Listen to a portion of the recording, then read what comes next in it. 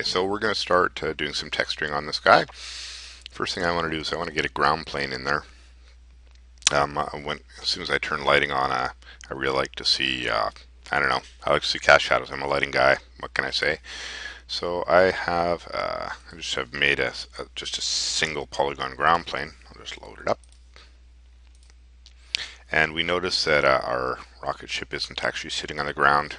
You may recall that its pivot is located somewhere in the middle of the body. So just move the body upward until we have this guy sitting normally on the ground. Alright, so there he is standing on top of the ground plane now. And probably the first thing we want to do is just drop into VPR mode. That's where we're going to do most of our lick development on this guy. Let's get him centered in there. Get the whole thing in view. And that's not a bad looking little rocket ship to begin with.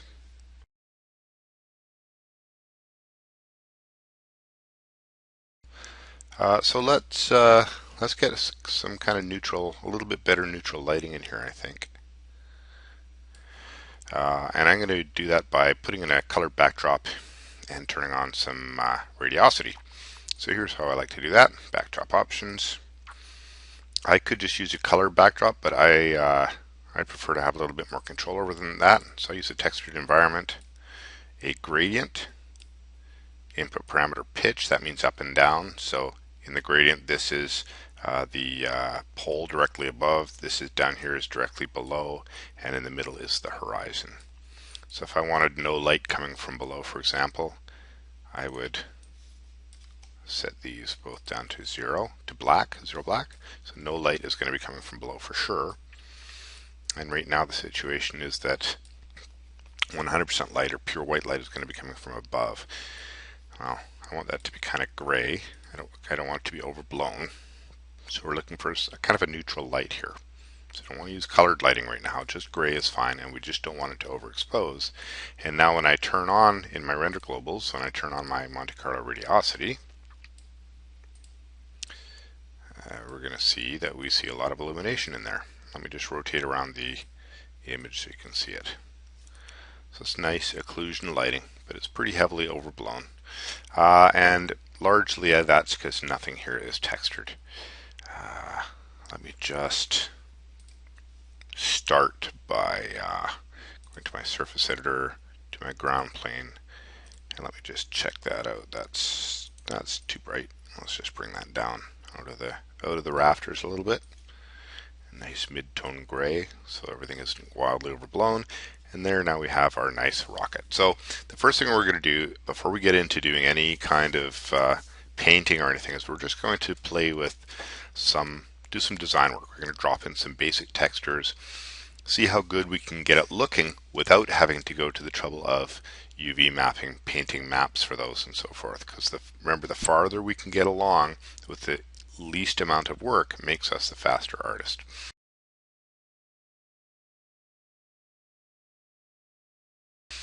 So we'll start biggest to smallest. And the biggest material in here is the body. So open up the surface editor, rocket ship, find the body. There it is. I'll just confirm. Yep, that's it. I want it to be smooth for sure. And I was kind of thinking what would be really cool for this toy rocket ship would be to have a metallic red paint. And anybody who's been doing any texturing in Lightwave for the last little while knows that we have this awesome new node called Car Paint, and it is by default red. And it just struck me that this kind of car metallic red paint would be absolutely perfect for a retro rocket ship like this one. So I'm going to go ahead and add that node in the materials Car Paint. I'm going to leave it at its default red, and I'm just going to connect it and nothing else for now. Bink. Okay, so we have this really cool metallic shiny red rocket ship. And probably the hatch should have that as well. And looking through my materials, I note that I have a hatch hinge, but I don't actually have a hatch. So I think that it's probably still the default texture. Let's just double check that. Yeah, it's default. So we need to pop back into Modeler and grab all these polygons. and name them hatch. Save the model, and we'll switch back to layout. There's our new material in there, hatch. And we'll just take our body material for the moment and paste that on there. Alright, and you can even see the little rivets on there since they're not textured yet.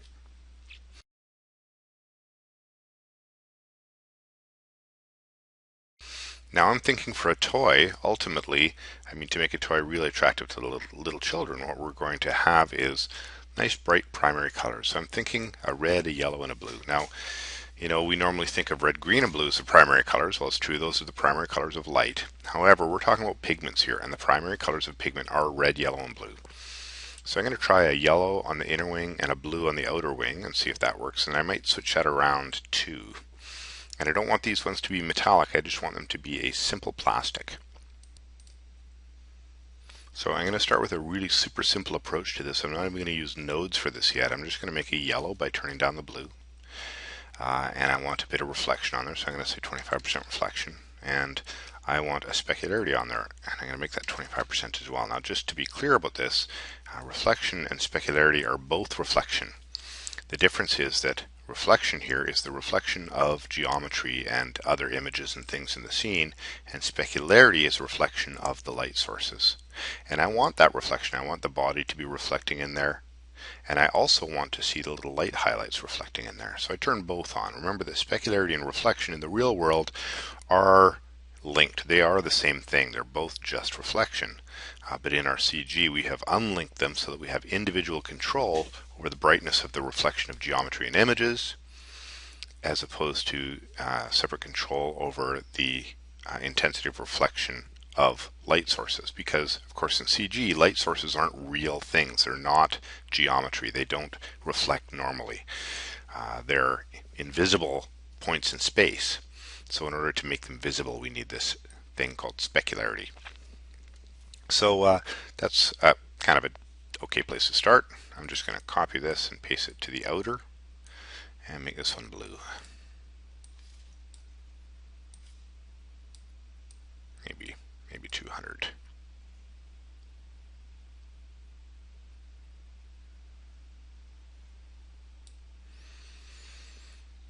I'm not completely satisfied with that, but it's a place to start. Let's make the struts blue as well. This might take a little bit of experimentation to figure out. We're kind of doing some design work here.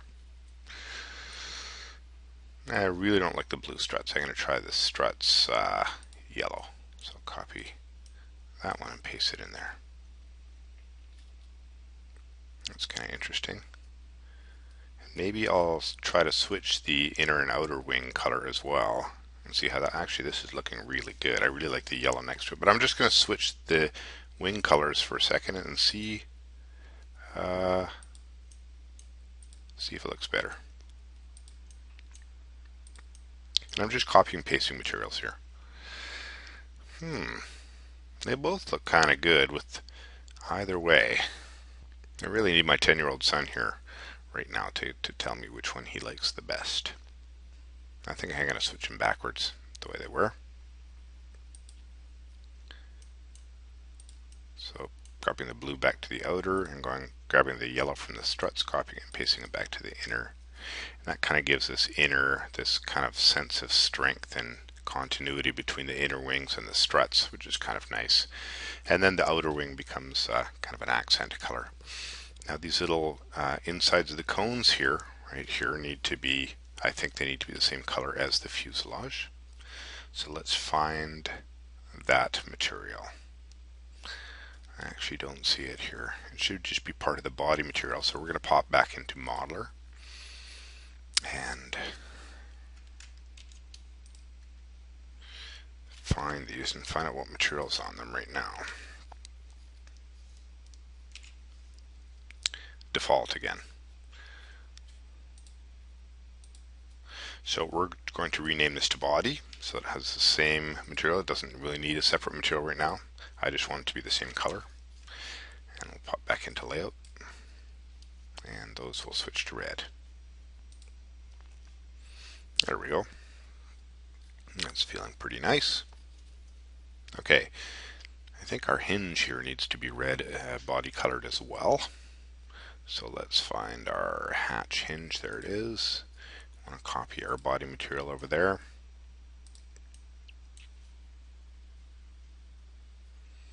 And I think the ship hinge also needs to be red. And, you know, we might go back and make adjustments to these later, but just dialing in these initial colors and textures is gonna help us get in the ballpark. You know, it's part of the philosophy I'm always talking about, working from the biggest things down to the smallest things. It's a good philosophy that'll get you where you need to get the fastest.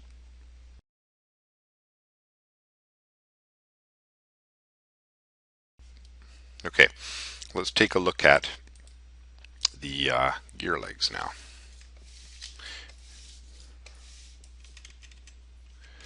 Because I would like these gear legs to be like those hydraulic shafts, so they need to be kind of shiny. Now let's just confirm this is the material here. Yep, gear leg material, that's right. I want that to be metallic. So I'm just going to try a simple conductor material on here. So gear leg, turn on my nodes, add the material conductor, all right? And I need to connect it up to the material input of the root node. And nothing's changed because there's nothing different about it yet. We want to make this highly specular. Now, be clear that in this context, what specular means is very smooth. It's not specular highlights like what we were talking about in the other panel where it's light reflections. This is the real world definition of specularity. And in the real world, specularity simply means smooth. So something that's highly specular is very polished and smooth, and something that's rough is not very highly specular. So a piece of paper isn't very specular, but a piece of glass is very specular. You might not see a reflection in glass, but it's still highly specular. So also be clear that specularity is not linked to reflection. Something can be highly specular without being highly reflective. For example, a piece of paper is highly reflective without being highly specular, and a piece of glass is highly specular without being highly reflective. And if you doubt that, and a lot of people doubt me when I say that glass isn't highly reflective, think of it this way. Almost all of the light that hits glass is going through it, not reflecting. So glass actually has a very low reflectivity. It's like 10% or less. So in this context, they've decided to use a more physically correct definition of the word specularity, and in this case it means smoothness. So the smoother this gets, the more it should reflect. And we're just going to put this to 100% right away. And we'll see that automatically we're starting to get reflections happening in there. Now, I'm seeing a number of issues now that I've zoomed in here. One of these things is I have not made this smooth. Once I smooth that, that'll help. And I can see also the struts haven't been made smooth. So I'm going to go to the struts and turn on smoothing for that. And I probably also haven't done it for the wings inner and outer, so I'll just smooth those while I'm at it. Okay, that's feeling a little bit better. And if we look closely at our car paint material, we'll see that it's a little bit out of scale because this is a tiny little toy. The flakes seem to be too large. Let's take a close look at that while we're here. So we'll go into our body material, open up the nodes, take a look at the properties here.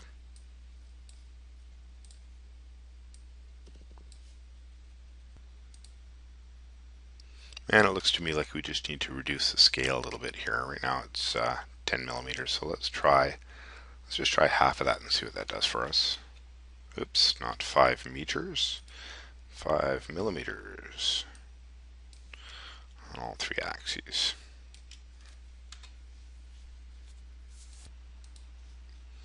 Yeah, that's an improvement, but let's just try 2 millimeters.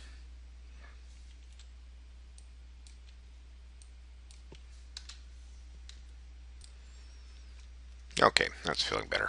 Let's just zoom out here a little bit. Alright, so back to our feet here. I think the feet need a nice accent color as well.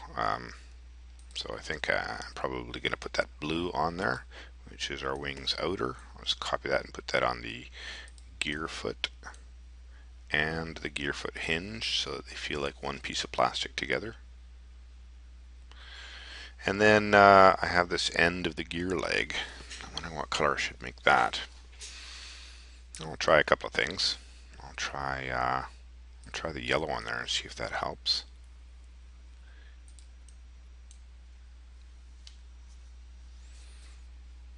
Let's also try the red on there as well.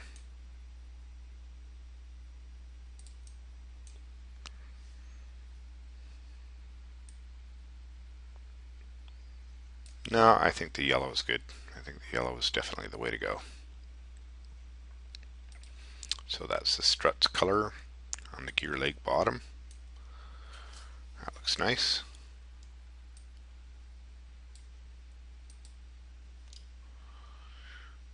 And then, of course, well, what we have left is our rivets and our antenna. Now, typically, the structure will be riveted before it's painted.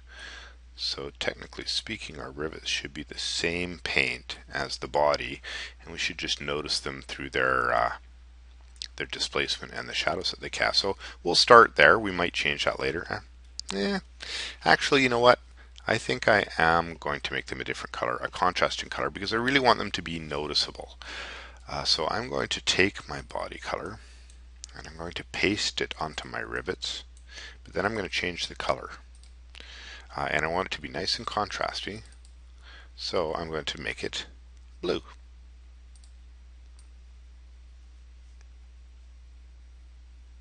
Just going to reverse the red and blue values.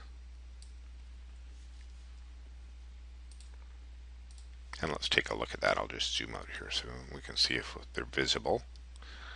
This is the main thing. We kind of want them to be visible and noticeable. Well, I'm not completely happy with the blue rivets, but we're going to leave them for now. And I also forgot that we also have the rocket engines that we need to color, although they're not immediately visible from this angle. We can just see them sticking out there, right there. But let's take a look at the antenna.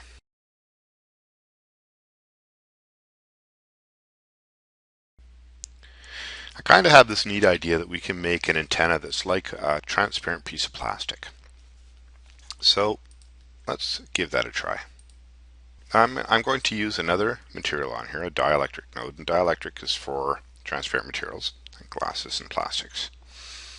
So, surface editor again, and antenna, flick the nodes button on and I'll edit nodes. I'm going to add the material dielectric. The cool things about these material nodes is that they're custom designed for very specific applications, and a lot of materials fall within kind of that specific application category. And if I wanted to do a transparent plasticky thing like I want to do, dielectric is just the thing. So as soon as I plug it in, it disappears because it's transparent now. And if we look at the values, we can tell why. The refraction index is 1, which is the same as air, so you should be able to see right through it. So I'm going to set that nice and high, like 1.5. I'm going to say it's, glass and water and things are around 1.3-ish. I want to set it a little higher, make it a little bit more visible. So we can see now that we have this transparent material. But I want it to be kind of a rough plastic so that you see the light is diffused through it. And the way to do that is to turn on refraction blurring. So this will soften up the refraction. Now, just turning that on alone won't do it. We need to tell it to be rough. That's what the roughness here is. So I can turn that up to maybe 50%. And you can see that it's starting to be kind of a nice look. Look at how great this is down here. A really nice rough looking plastic. Now I also want it to have some absorption so that it's less transparent where it's a little bit thicker. So I turn my absorption up to maybe 50%. We can see that it gets a little darker towards the center. And I do also have the opportunity to add a little, like if I wanted to be this to be a colored plastic, I could make it a cyan one by turning this down, and it'd be slightly cyan. But I kind of want this just to be a simple just one simple clear plastic. So I'll leave those values the same.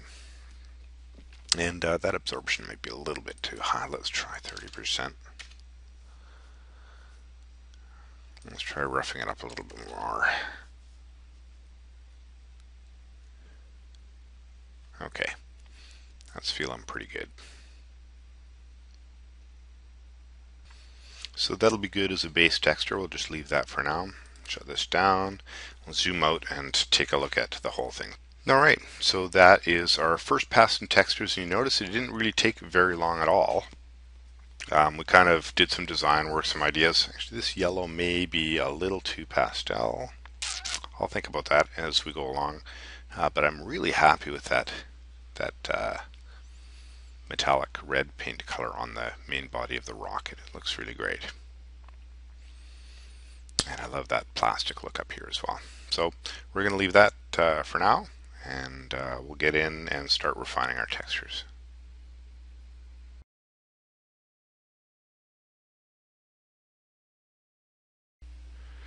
Okay, now that we have basic procedural textures on our rocket ship, we need to start refining and adding detail. And how we're going to start with that is we're going to start adding some decals to this guy. Some people call them decals, decals, whatever. You know, there needs to be some kind of insignia, maybe a little bit of text beside the door, do not open during flight or whatever, and a lot more visual interest than just the simple primary colors that we have on here now. But before we do that, we need to recognize that pretty much all of these materials right now have some amount of reflectivity on them, except maybe the top antenna. And in order for reflectivity to work really well, we need something for it to reflect. And right now, if we look around in our backdrop, what we see is we have a plain flat gray plane, we have a plain flat gray sky, and a little line of dark along the horizon. But there's really no complexity anywhere for reflection to happen. You can see that dark line of reflection right around here, actually. And this is the sky, and everything below here is the ground. So the first thing we need to do is add some real complexity to this environment so that there'll be some more interesting reflections in the materials, and we can see what they're going to look like when we finally have to put them in an actual shot. So it's pretty straight ahead. Just fire up our image editor. I've found an old HDRI on the internet. This is a LightProbe image from Paul Debevec. It's freely available on the internet, so you can find it and download it if you want. And it needs to go in the backdrop. So we go to our backdrop options. The best option for an HDRI is to use Image World for this type. And the LightProbe images are an Allprobe. So because it's so bright now, because we're adding the scene lighting that we put in with the HDRI lighting from the LightProbe image. So let's go ahead and turn off our light. And if that doesn't work, of course, we always have another approach when we need to turn our ambient intensity off, turn our light off. And this is the basic lighting from the LightProbe HDRI image. It's a little bit dirty here, but it cleans up in the final render. That's one way to approach it. Now, the disadvantage to this method is that you have really no control over the lighting at all. So what we might want to do is just keep the scene lighting we had, but instead put the LightProbe image on a sphere over the scene for reflection only, or add it as a reflection map to the surfaces. So let's try that. I'll turn this off. I'll turn our key light back on. I should probably be a little bit brighter anyways.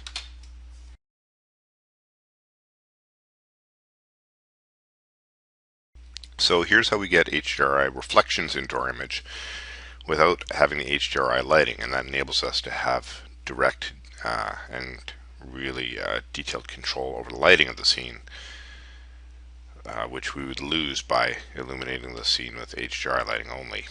So the first thing we need is we need a ball, a great big ball around our scene that we're going to put our high dynamic range image on.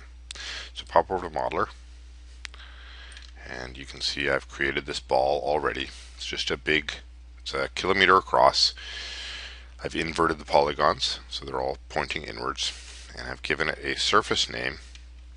The surface name is REFL, reflection, because it's a reflection for the rocket ship. Save this. I'm going to save this object. File, save object as reflection ball, and I'll send it to layout. Okay, so it goes black in there because the reflection ball is of course around the scene, and we have a distant light as our key light, so it's blocking out all the light. So we need to open the object properties and make it not cast shadow. So this is the ball that we've just put in the reflection ball. We want it to not cast shadows. Okay. Now we want to add a material to it. So open up the reflection surface, go to the color tab, do a spherical projection of our R&L Probe HDR. Now this is going to stretch. It's not going to go on there properly the way it did in Image World, but it doesn't really matter. All we're looking for is high range light to reflect in this image. It doesn't really matter that it's kind of stretched around. The reflection is blurry, we don't really see it. So if we really needed to see really quality reflections, we wouldn't be able to use this light probe image. We'd need an actual panoramic image that was appropriate for spherical mapping. So I'm just going to wrap this spherically around the y-axis right now, and we can see, let's see, we can see there's a little bit of reflection happening in there. We want to push the luminosity up, and that'll increase the lighting that actually makes the ball luminous. And because the ball is luminous, you can see all these nice high range reflections happening here, but it's also illuminating in the scene. So we want to go back to our object properties, and we want to turn on unseen by radiosity. So now what we have is a luminous ball that is not contributing to radiosity, but that is contributing nice high range reflections. And that's starting to feel really good. Okay, so that should give us a little bit of detail in our reflections as we rotate around. And it does. Makes it feel nice and metallic and shiny. Let's look in the shadowed side here and see if we can see anything interesting. Yeah, so we're starting to get a little bit of complexity in those reflections as well. That's nice.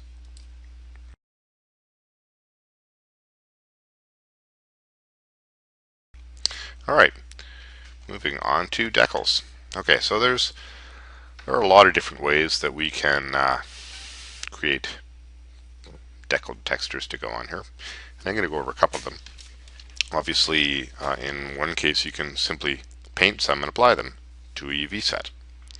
So the first thing we need to do is find out where what our UV set is and where the image is going to apply. So let's pop over to Modeler. I'm just going to drop this out of VPR so it doesn't continue to render.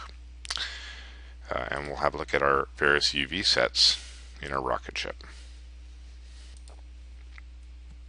So I'll go to a UV texture view, and we'll look through our various texture maps. There's one for the rivets. We'll get to that later. We'll just look at our vertex maps panel, and we'll look at all the UV maps that we have. And so far, all we have is one for the rivets.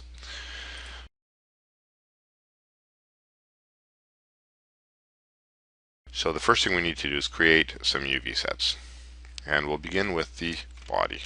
So I'm going to select the fuselage polygons, and I'm going to do a simple cylindrical unwrap on the y-axis. So create a new texture. I will call it body. I will set it to cylindrical. It's already on the y-axis. The subpatch interpolation I want to be subpatch because the object is subpatch in its final incarnation. If I were to leave the map type or the subpatch interpolation as linear, then my textures would stretch across the polygon edges, and that's not what I want. So you want this to be linear if the polygons are linear, and you want it to be subpatch if your polygons are subpatch for sure.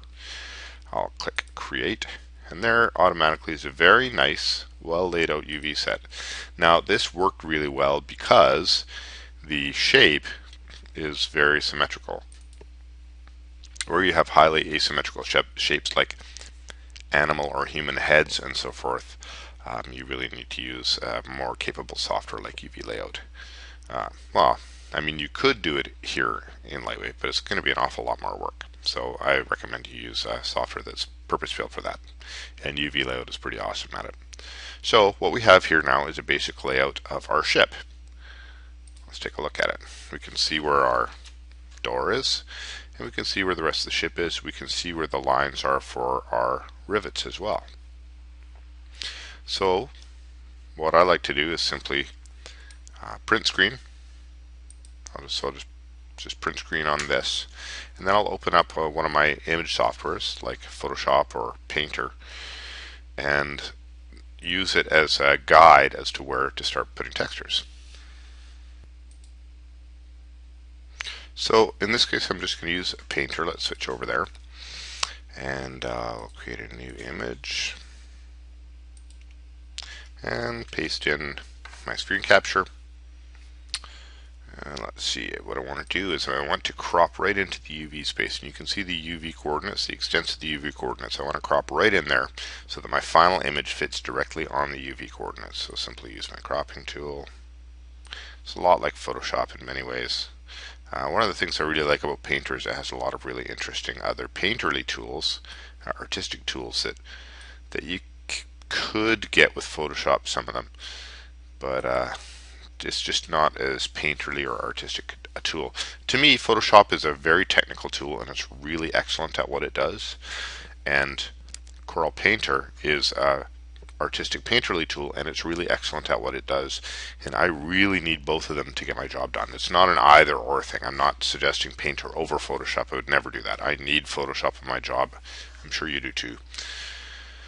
So let's take a look at this. I'll just go to actual pixels so I can see the actual size. My crop that's close. It's not perfect, but it's close enough for decals. I'm going to save this image as the body UV set, just so I always have it for reference if I decide I want to come back later. So I'm going to save this as body UV. Oops, that should be an underscore. Body underscore UV. And I'll save it as a target file, like a nice, clean, uncompressed one. And now I can add a layer, and I can start painting on it. To begin with, of course, I need to move my layer up on top so that when I'm painting on it I can see. So let's just make sure that we got something working. Yep, that's working. So what do I want on my rocket ship? Well, to me, the first thing that any self-respecting alien would have on his rocket ship would be some kind of insignia, some kind of a flag or something. So what do we want? Well, I was thinking some interesting alien symbols. So let's pick a nice pen here. I really like the markers, and actually, yeah, the leaky marker is one of my favorites. I think I'll go with the Sumi brush right now. And let's just see what kind of interesting shapes we might be able to make from this. Well, that's kind of neat.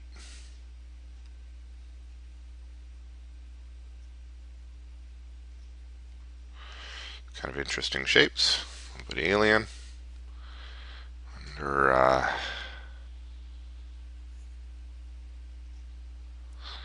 maybe something like this. Might be familiar.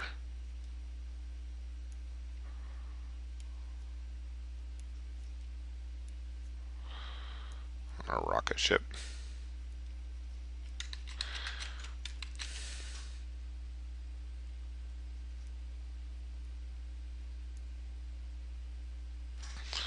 That's kind of fun. So let's like this one down here. Let's just erase these other ones for now.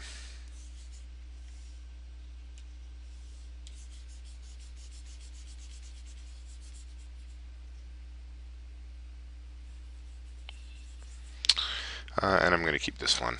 Now, one thing I noticed is I probably should have painted this in black, and I didn't. So I have to do a little bit of image manipulation to get it there.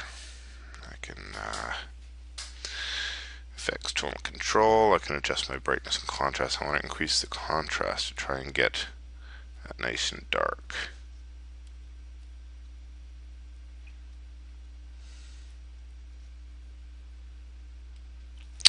And it looks like I still have a little bit more erasing to do here.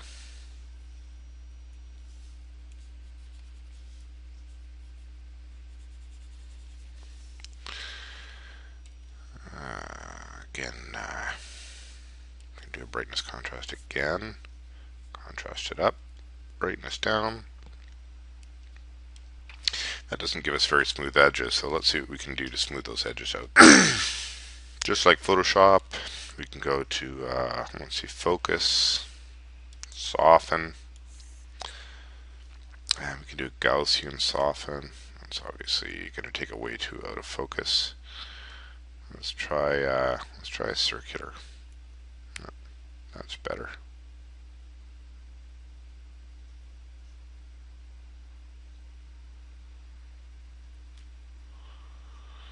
Okay, so that gives us a little bit better, simpler defined shapes. And now that we've blurred those edges together, let's try a little bit of a sharpen up again.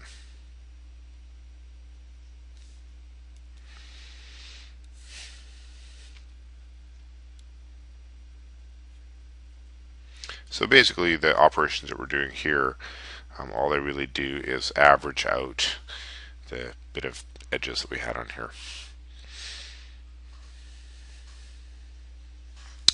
I want to add a little bit of point to these, obviously these shapes over here. So I'm going to use my eraser. See if I can add a little bit of point there without damaging this too much.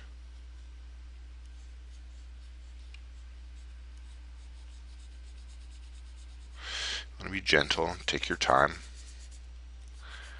Do it in small increments. And you know, what makes a really good picture is the artist who sits here and looks at this and is interested and is having fun with it and is trying things out and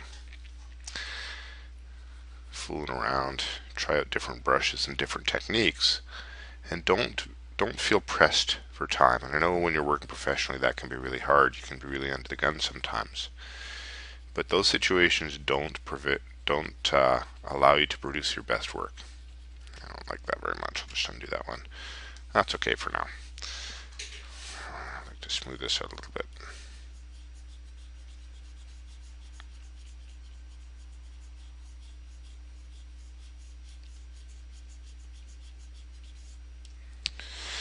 Okay, so that will do for our decal for now. I just want to make sure that doesn't really look like zero black to me. So I'm just going to go back to my tone control and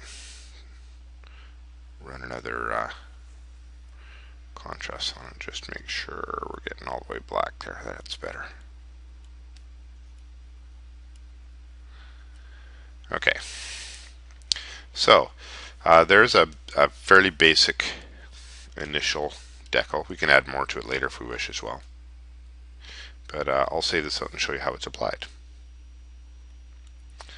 Save as body underscore decal underscore 01. Okay, so back in layout, go to the image editor. I'll load up the body decal 01 that we just made. There it is. I'll switch into the VPR and I'm going to go to the surface editor and find our body texture. Now you may recall from the position on the UV, if we look back at Modeler at the UV here just a sec, that we put our decal basically on the side opposite of the hatch. So in layout, to see this, we're going to need to swing around to the other side. And put that in our view. And I think I'll even swing the light around so we can get a better look at that as well. Just turn off the heading and pitch so I don't actually have to find the light and grab its handle. I can only turn on its heading now. That should be pretty good. So to begin with, let's open up our surface editor and look at the nodes. So what we have here is a color paint material going into the body, and that's what we have rendering there. What we want to do is we want to add the decal over top of it. So let's load up the image. We'll go ahead and load up our image body decal and pop back into our surface editor. And we want to connect it to the paint color. And that's fairly simple to do. We can simply add a math vector, and it's a vector because a vector means 3 axes, such as XYZ, heading, pitch, bank, or in this case RGB is a vector. I'm going to do a vector multiply, also known as a mult node. So what we want to do is we want to multiply our texture, our 2D texture, our image, by the color and see what we get. So I'll double click on this to open up the panel for this. The image that I want is the body decal. I want to UV project it, and the UV map is called the body. That's all I need there for now. And I want to multiply this white and black map by the original paint color. So let's just double click this to see what it is. The paint color is 1751002. So let's add a color node. It is a constant, and the constant color is 02 10 175. Okay, so that's our color. So I want to multiply this color by this color, and what we should expect to see is where we're multiplying red by white and red by black. So what we would expect to see is wherever our image map is white, we'd expect to see pure red, and wherever the image map is black, black times red is black. So the result should be a black decal on top of a normally red colored body. And that's exactly what we have. It looks like our positioning and maybe even our scale could be changed, but we'll adjust that later. Right now we're just trying to get the decal on here. So that works. It's a pretty straight ahead way to put a decal on there. But you know, we might want our decal to be a different color than black, and that's perfectly reasonable. We might want it to be white or yellow or green or anything. It could be anything. And this method won't give you that, because what we're doing is we're multiplying by white and black. So what we need to be able to do is put a color image in here instead, and add it on top of the red color. So instead of using a multiply node, we'll use an add node. So first let's pop back into Painter and make a colored version of this. So what I've done here with our decal image is I've saved it as a PNG file, and that allows me to maintain an alpha channel in with the image. And I thought a nice gold might be nice color for our decal, so we'll just do that. And we'll save this as call it body decal 01 color .png. Alright, we'll pop back into layout, and we'll load up that image. Just pop over to the image editor, load the color version,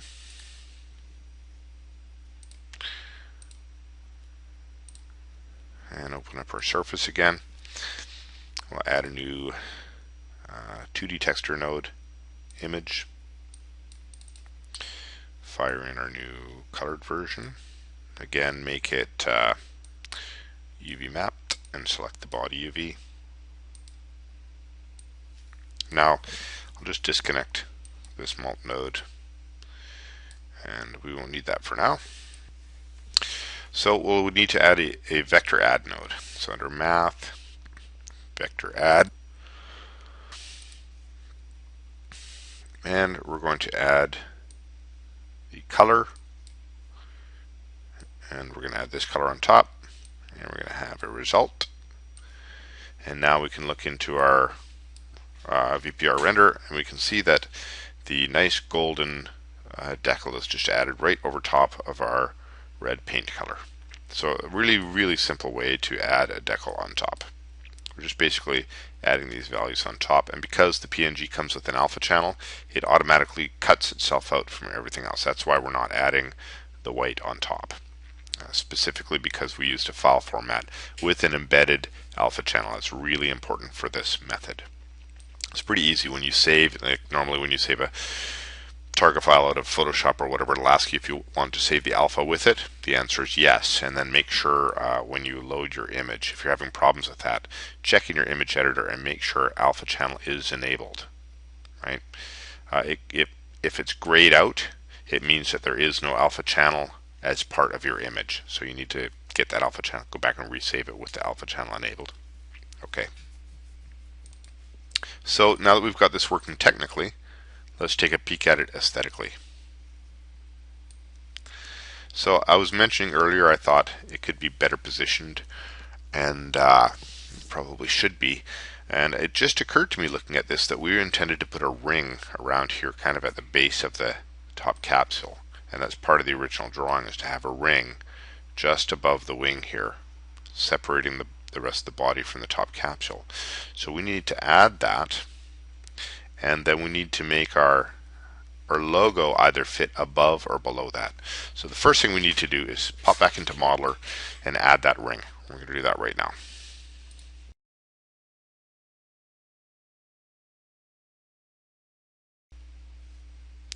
So here we are in Modeler, and I'll put this back to a proper view here, zoom in here, and I'm going to unsub-D everything. And you may remember we wanted a ring right around these vertices here.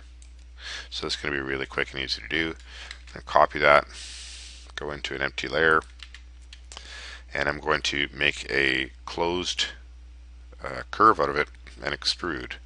So I simply have to go into points mode, select my vertices in order, because that's the order the curve is going to be made in. Doesn't matter which way you go, as long as you know that that's the direction it's going to be extruding as well. And under curves, I'm going to make a closed curve. Okay, perfect. Now I simply need a shape to extrude on it. I'm going to start at the top. You need to start at the first point of your curve. That's where you want to extrude from. Let's just make sure I've got it here. Yeah, that's right here. So I'll use a disc, and obviously it does not need to have 24 sides. I'm going to sub-D it as well, so I'm going to take it down to 5 sides. 4 might tend to look a little bit squared off. 5 tends to round it off. 6 is more than you need. So I'm simply going to do 5 in this case, and position it properly at the head of this ring. It also needs to be rotated because it's going to be an oriented extruder on this ring. This particular type of extrude is called a rail extrude, and the curve in the background is the rail that we use to extrude this along. And that looks roughly correctly positioned.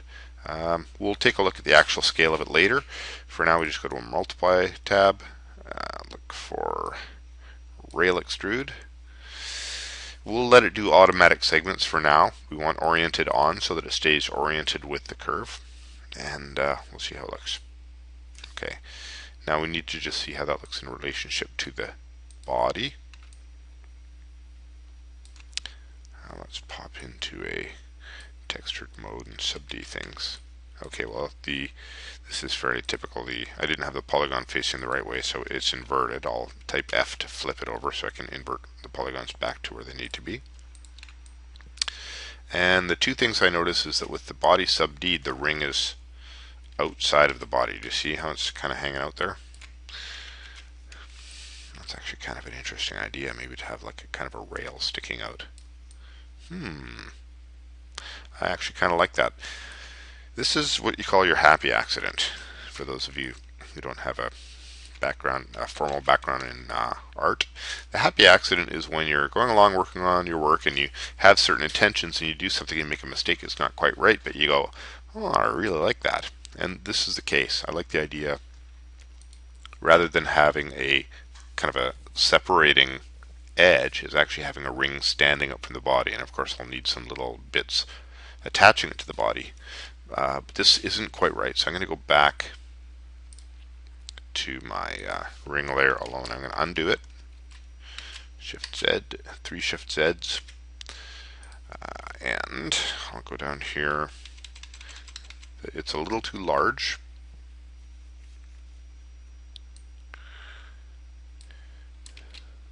So I'll size it down a bit.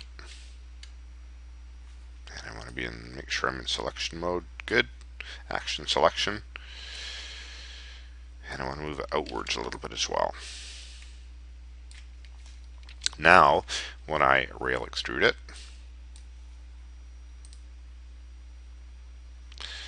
and I'm going to flip it over again. Just so you know, I don't have to flip it over afterwards. I could. I'm going to undo this. I'm going to actually look at the direction of my original polygon. I'll flip it instead. And now when I do my rail extrude, it should work out better. Okay, so you can see now with my polygon facing in the right direction, my vertices are not inverted. So I'll sub-D this again, put it next to the body, and take a closer look at the body. Isn't sub-D, that's the problem. I'll sub-D it. Yeah, that feels a lot better. And now I need to add a few little metal stubs attaching it to the body. So I'll do that right now. It should be pretty straight ahead again. Once again, I'll create a disk. I'm going to type N to use the numeric panel, and what that'll do is that'll create precisely the same disk as I had before. I'll move it back into this position, zoom in on it. Actually need to unsub-D this so that I can compare polygons with polygons. And I need to size this down to match, maybe even a little bit smaller,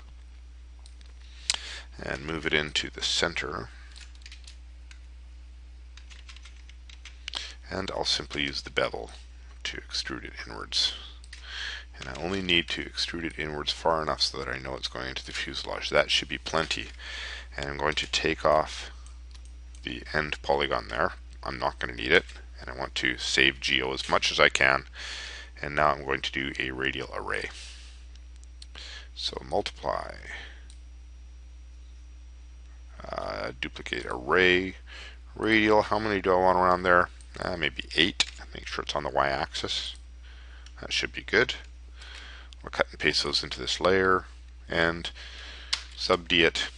Let's take a close look in there to make sure things seem to be working. That's working well.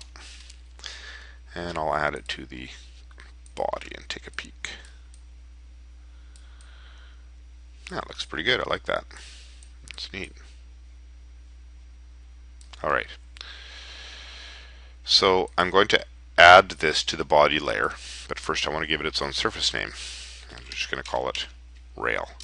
And I'm imagining this is the kind of thing that little aliens would step out onto and edge the way around the ship if they needed to do maintenance or whatever, attach their lifeline to when they're floating through space or whatever. I want to get rid of my original curve. I don't need it anymore. I will cut this and paste it back into the body layer. And the initial surface I want to give to the rail is just white. I'd like it to just be a plain white rail. That's not bad. Smoothing needs to be turned on. That's good enough for the moment. Save it, and when I pop back into layout, it will already be there because I have my hub activated. So there's the rail.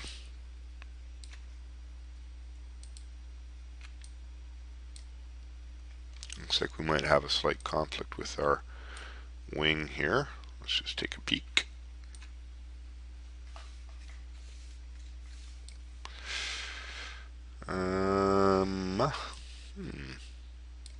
sure.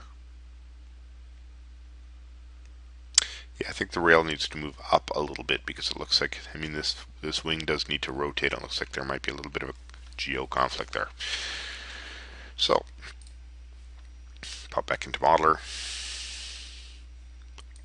I want to select the materials with, I want to select all the polygons with the rail material. So I go polygons, W, surface, rail, plus to select those. And probably be helpful if I put a wing in the background. Where is that wing? So one of these, there we go, there's a wing. So we can see where the conflict is there. Let's push this up a little bit, get it right out of the way. Make sure it's still underneath there. And because it's up, I should probably scale it down a little bit. I don't want the rail to be that far out from the fuselage, so Shift H to scale. It's in selection mode, so it'll center on itself to scale down.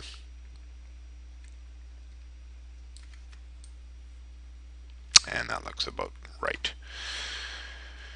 The asterisk tells me I haven't saved it since I've changed it, so S to save. And then we'll flip over to layout again. And there's our change. So that's better.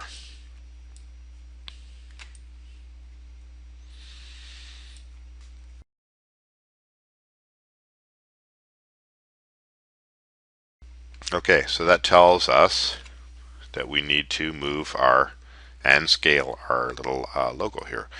And, you know, some people might say they want it centered over this leg. I'm not sure about that. I don't mind some asymmetry in the model. I think it gives a little bit of character. So I'm going to go ahead and do that. So let's pop back into Painter and make that adjustment.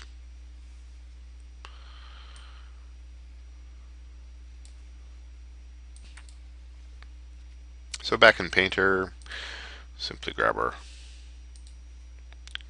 selection, edit free transform, just like in Photoshop.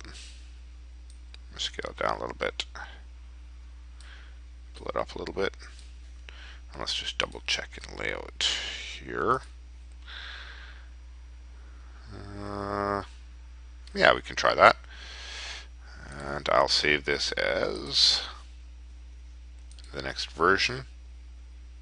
And we're going to call this Body Decal 02 color. We don't want to save over our original one. That's destructive. Who knows when we're going to be asked to go back or want to go back. But definitely we don't want to be destructive. So in our image editor, I'll simply replace this with the 02 version. And that's updated and it fits in there a lot better now. We might want it smaller, we might want it a different color, and that's all fine. For now, we're just going to go with this, and we'll add other decals and refine as we go along.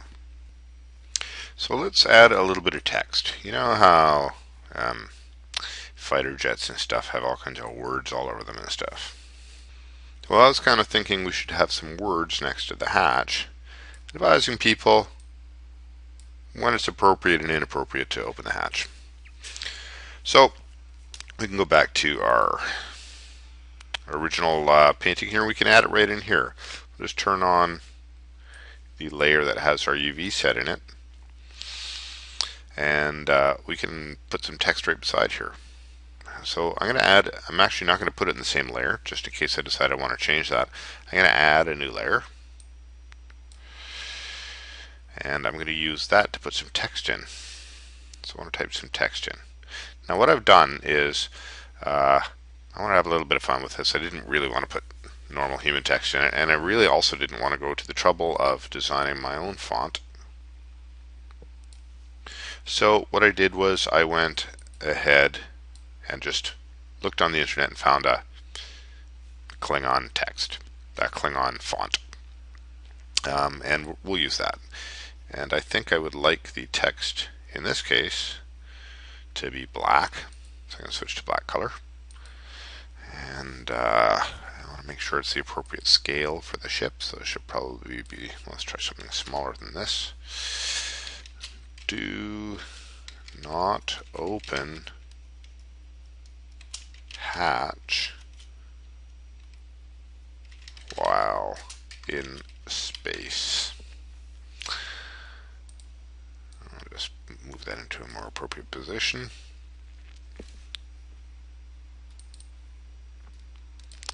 That should do the trick. Let's just turn that layer off and have a look at it.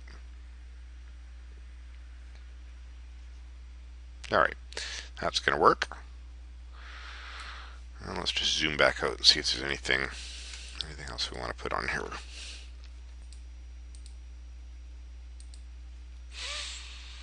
Okay. I'm going to save this in Painter. I'll save this as a RIF file to maintain all my layers. It's kind of the same as saving a PSD file. And then I'm also going to save it as a PNG. And I want to make sure certain layers are on and off. I don't need layer 4 on. So I'll save this as a PNG. Make sure save alpha is turned on. You can see it there. And I'm going to call this body decal color version 03. Get a warning about losing my layers in this format. That's fine. And back to layout. And once again, we'll do a replace with the new version and see how that looks. And it doesn't work, and I quickly realize why. The reason is because, I'll show you in the surface editor. In the body node. What I've done is I've done an add, and the text I added was black, and black means 0. So where the text is, I'm actually adding 0 to the texture. So what I need to do is separate that out into a separate layer, and then multiply it by this result to stick it in there. So I'll pop back in here, and I'm going to this time turn off that one. I'm going to make this its own decal. I'm going to call this save as hatch text decal. And pop back in here, and I'm going to actually go into my image editor and revert this image back to version 2, which doesn't have the text in it. Now I'm going to load the text decal. I spelled that wrong, doesn't matter. Separately, and I'm going to add a math vector mult node. And I'm going to multiply this result by that image. Just make a little space here. So once again, I need to add an image node, 2D texture. In this case, the image is going to be the hatch text decal. Once again, UV mapped on the body. And I'll plug that in there. Now, nothing happens. Oh, of course, because I have to finish hooking it up here. And it looks like I need to invert my image. So I'll double click on it, and unfortunately there's an invert tab here, or a little invert switch. I invert it, and now everything is shining through except our text, which has become black. So let me just minimize these so we can see a little more clearly exactly what we're doing here. So basically, we had our color added over top of our red, and that was making our paint color. Now what we've done is taken that result and we've multiplied it by this black and white image. And that has left the red at its original color, and it's simply multiplied this funny little Klingon text that says, "Do not open this while in space," next to the hatch. And zooming in here, actually I can see that I need to change our hatch texture to match with the body. So while I'm here, I'm going to do that in the surface editor. Body, because remember we scaled down the body. I'll copy that and put it on the hatch.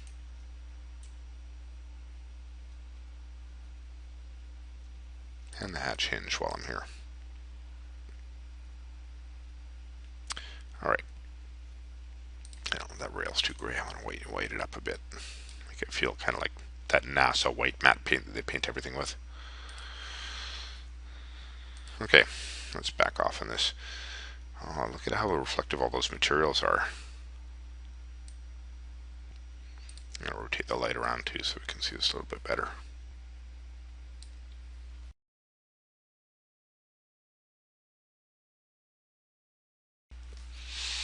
Okay, looks like a lot of the materials in here, just before we get back to decaling this up, it looks like a lot of these materials are too reflective, and that's pretty bothersome. So we're going to have a look at the reflectivity of all the yellow and blue plastic materials before we move on.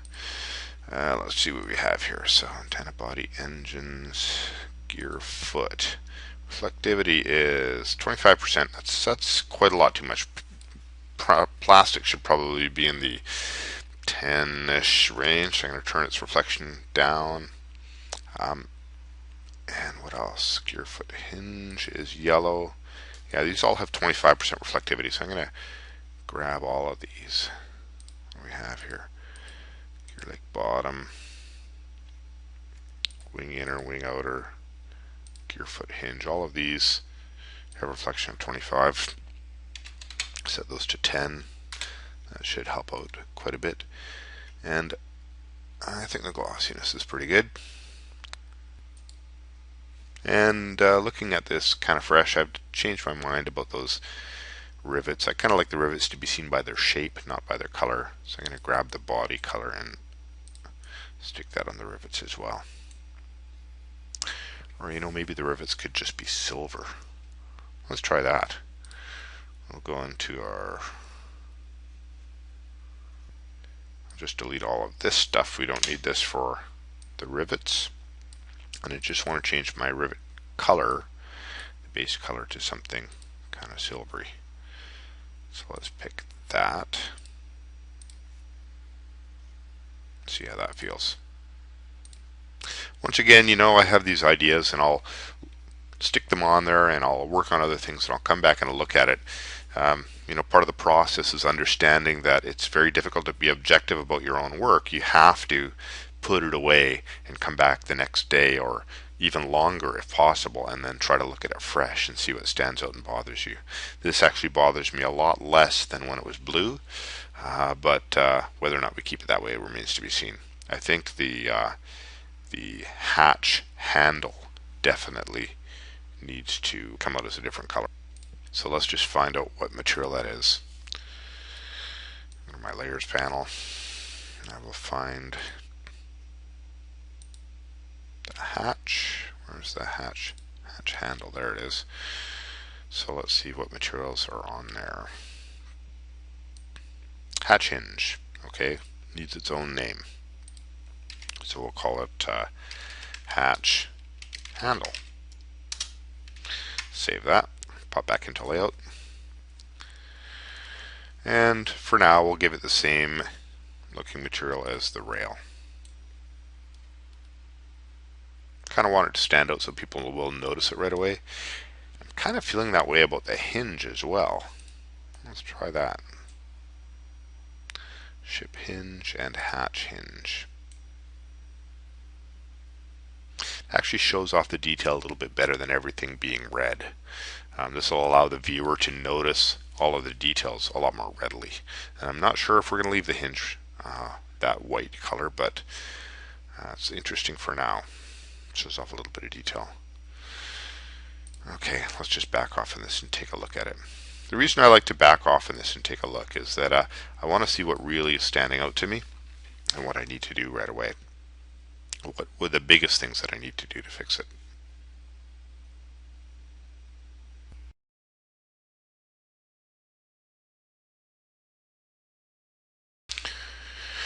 Okay, let's quickly take a look at another method for creating a texture map that doesn't involve painting or typing text, and involves the use of Modeler actually. So what I want to do is this hatch here is a little bit undetailed and I have these rivets here and everything. I think I'd like to add some nice rivety detail, kind of the pressure vessel turn of the century pressure vessel look, rather than a nice sleek dome there, or hemisphere. So let's just pop into Modeler here. Look for the hatch layer. There it is.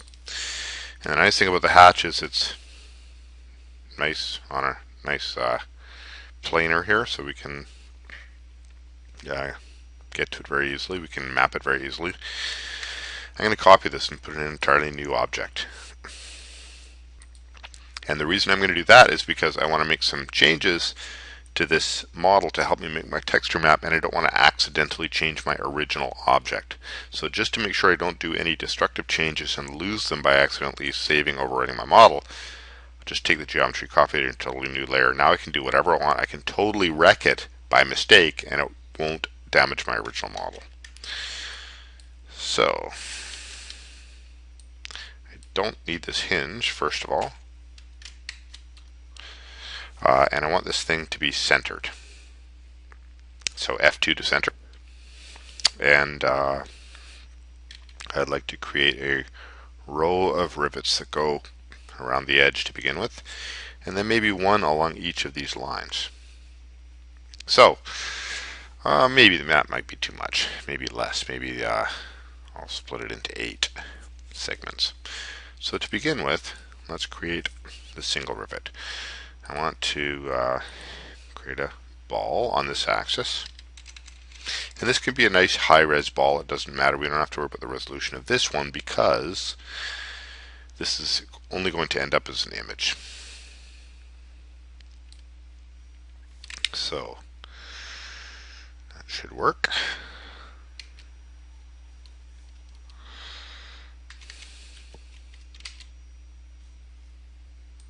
And I'm simply going to do a radial array.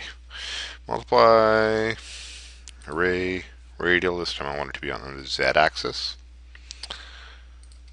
And how many do I want to be in there? Let's say something times 4. Let's say 40. See how that does. That's a fairly good number of rivets.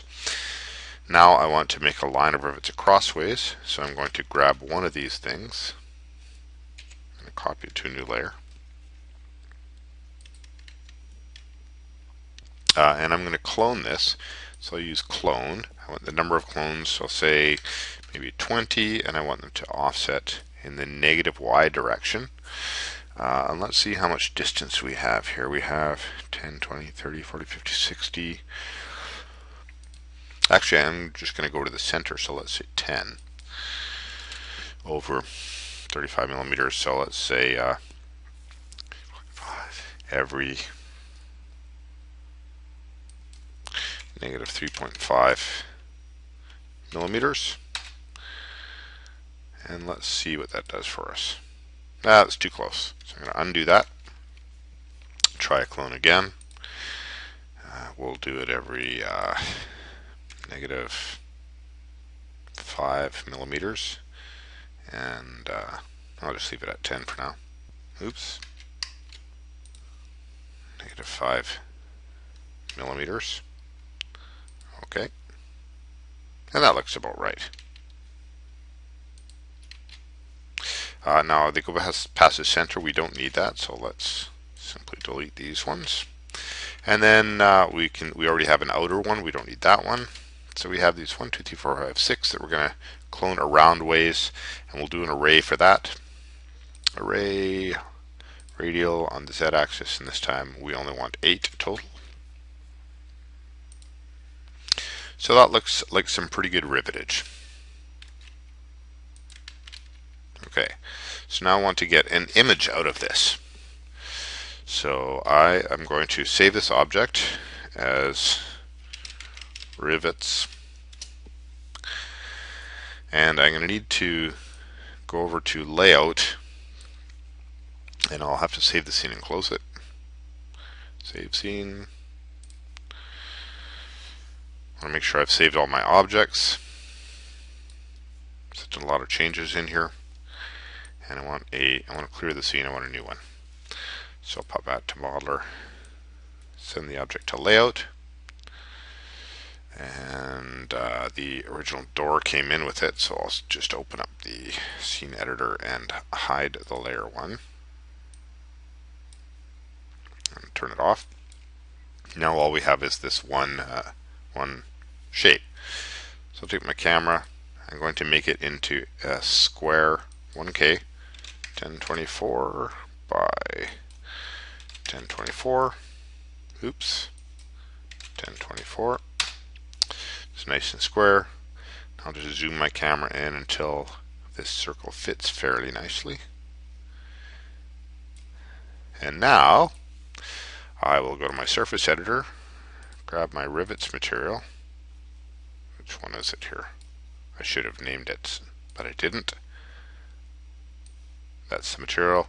I just want it to be luminous white, zero diffuse, with a black background so that it'll simply create me a nice black texture. I'm going to open my camera properties. I want some anti-aliasing on here. So I pushed our camera into a 72.5mm lens. That's fine. We just want the geo to fill the screen. And let's do an F9 render for that. And there's our render. And that'll do very nicely indeed. Let's save this. I'll save it as a target 32. And we'll save it as hatch bump. And before we actually go and use it as a bump map on our hatch, we still need to do a little bit of work on it. So we'll go back to our painter. We're going to open it up, hatch bump. Now the problem with using this as a bump map for rivets right away is that if you look at each rivet, they're totally sharp. So these aren't going to come out as nice rounded rivets. They're going to be like sharp cylinders. So we want to find a way to round out the edge. Well, in terms of imagery, rounding means kind of a soft gradient on the edge. And fortunately, we have some most awesome tools to help us do that. We can simply blur this, but we don't want it to blur outward. We only want it to blur inward. So the trick is to grab your magic wand tool, select the background, and invert the selection. So now we have just the insides of these things selected, and we want to defocus them. So we go Effects, Focus. We want to soften it.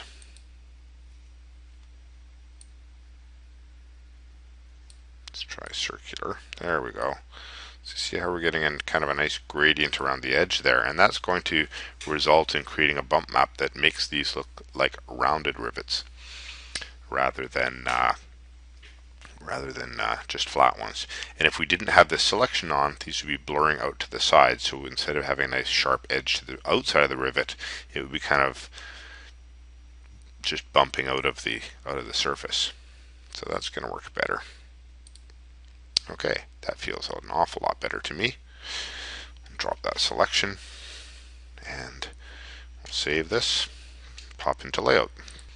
But before we do that, we need to make sure there is some kind of a map on our hatch here, and I don't believe there is. So what we need to do is select our hatch geo and create a new UV map. So under T for texture, new UV map, and I think we'll just do a simple planar one right now. Planar along the Z-axis, and we want to make sure it's subpatched, and create. And we'll just check in our UV texture to make sure we have that. Yep, that works. So save this, go back into layout. Going to load our rocket ship texturing scene. Don't need to save that scene. And let's just move in to our hatch and get a nice close look at it here. Pop into the VPR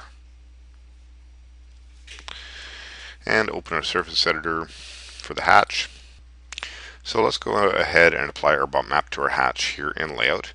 And just to speed up the interactivity, I'm actually going to open the surface editor, and on the hatch, I'm just going to turn off the nodes for the moment. So you can, and you'll be able to see the bump map a lot better. Now, I just want to demonstrate here that you can actually, if a channel is not grayed out in here, you can add it in addition to the nodes. So when our edit nodes is enabled, the bump map is still available to us. So we can add that bump map in, and here's how you do it. Simply open your texture editor, I'm going to use an image map, I'm going to map it UV, and I'm going to use the hatch UV that we've created. And I need to load up the image hatch bump that we made. And you can see there it is showing up already.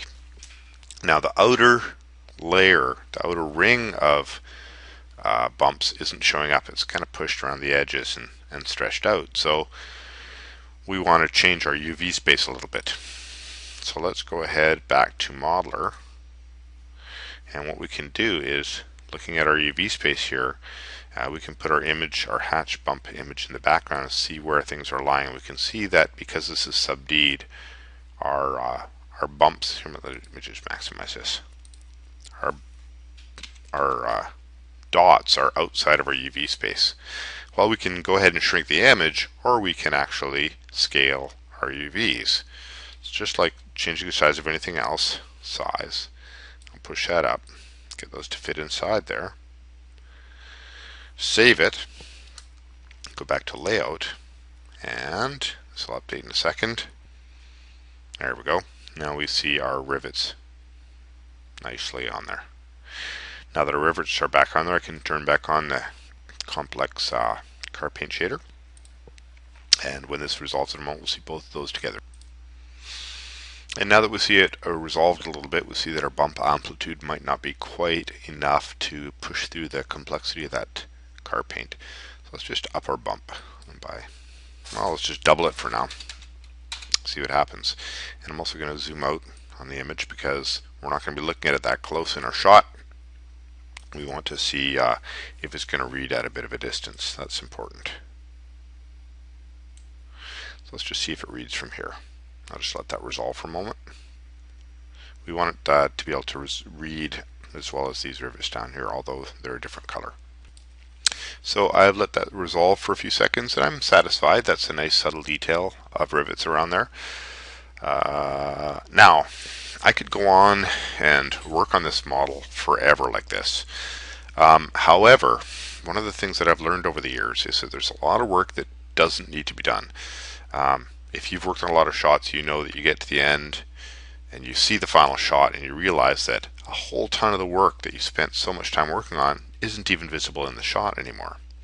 So what I've learned to do is get a model to a certain level of acceptability and then go, okay, you know what, it's time to put this in the shot. And then when we actually see it in the actual shot, we'll know what we need to do and things that we don't need to do, because you know, we have a lot of fun doing the modeling and the texturing and things like that. I could just sit here and noodle with this for absolutely forever and never ever get to the shot. But I do want to end up this series with a finished shot. So I'm going to grab my camera, I'm going to go outside, I'm going to actually take some footage, and we're going to track it, and then we're going to put this model in, light it up a little bit, and at that point we're going to know what we have that we really need to address before we can complete the shot, and it'll save us from doing a whole bunch of work that we will never need to do. Because ultimately doing this work has to be about finishing shots. And what you don't do to finish a shot is equally as important as what you do to finish a shot. Because the artist who can finish a shot more quickly and with less steps and less effort is going to be a lot more cost effective than the artist who noodles on the details of rivets when they're just a blur in shot and then takes twice as long or even longer to get the shot done. So let's go outside and get some footage.